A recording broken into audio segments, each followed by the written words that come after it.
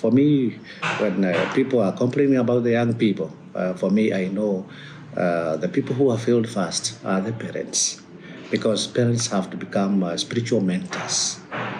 The parents have to model to model their children to become models of the Christian faith. Children have to observe. They have to experience, not a matter of just telling them what to do, but when they are, reinforced by their parents. And as I said earlier on, for me, I see this because it is the experience I have,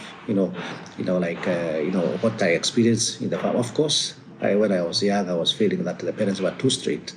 But that's for me, that's okay, because children will come to realize this later on in their life. So today I appreciate my late dad and my mother. And for us, for me, even the sizes of the families, whenever I prepare couples for marriage, I ask them how many children are you going to have? But you can see people have become so secular in their thinking. Because most of them will tell me, Father, I would like to have 1 or 2 children. And then I always ask them, what criteria have you used? Because our parents used to, and that is still the same understanding, because children are supposed to be actually, to be seen as gifts from God. But today, most couples, they don't see them as gifts. In fact, they see them as burdens. And people will justify, and even try to rationalize and say that they don't have enough resources. But our parents didn't have. But they knew that God would provide. And actually, God provided. And that is why we were there. I know, like my family, we are 11 in the family. Wow. And today, I see my mother there and the grandchildren, great-grandchildren there. When I celebrate Mass for them over Christmas, after Christmas for Thanksgiving, it is a wonderful thing. You can see it. But of course, people have to accept that there was sacrifice before you celebrate.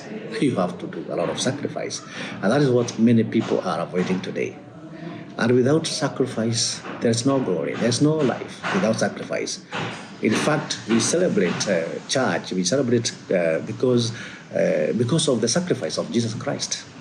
Yeah, it's a consequence of the sacrifice of Jesus Christ. So the same thing, all of us, even us as priests, we have to be ready to sacrifice ourselves a lot. And God will always be with us. So to say that all of us, we should focus on family. In fact, for me, I'm planning even to